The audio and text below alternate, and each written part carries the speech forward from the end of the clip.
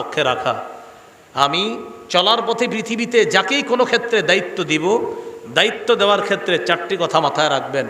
আমি যাকে পক্ষপাত করে যাকে দায়িত্বে বসালাম, তার পক্ষপাতিত্ব করা মানে হলো আমি তার পক্ষে সাক্ষী দিলাম।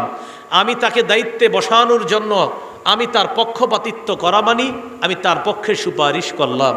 3 নাম্বার, আমি তার পক্ষে সমর্থন করা মানি আমি তাকে কিছু মানুষের প্রতিনিধিত্বের অথরিটি প্রদান করলাম। 4 নাম্বার, আমি তার পক্ষে সমর্থন করা মানি আমার আমানত তার পক্ষে রাখলাম। এই 4টা ক্ষেত্রে 1 নাম্বার হলো আমি সাক্ষী দিতেছি। আমার সাক্ষী যদি ভুল জায়গায় হয় আল্লাহর কাছে জবাবদিহিতা করতে হবে। 2 নাম্বার, আমি সুপারিশ করতেছি, আমার সুপারিশ যদি ভুল কারো পক্ষে হয় আমি আল্লাহর কাছে জবাবদিহিতা করতে হবে। 3 নাম্বার, আমি খেটে খাওয়া মানুষের প্রতিনিধিত্বের অথরিটি তাকে প্রদান করলাম, এটা করার ক্ষেত্রে যদি উল্টাটা করি আমি আল্লাহর কাছে দাঁড়াতে হবে। 4 নাম্বার, আমি যার পক্ষে সমর্থন করলাম আমার আমানতটা তার পক্ষে রাখলাম, এখানে যদি খেয়ানত হয় কিয়ামতের ময়দানে আল্লাহর কাছে দাঁড়াতে হবে।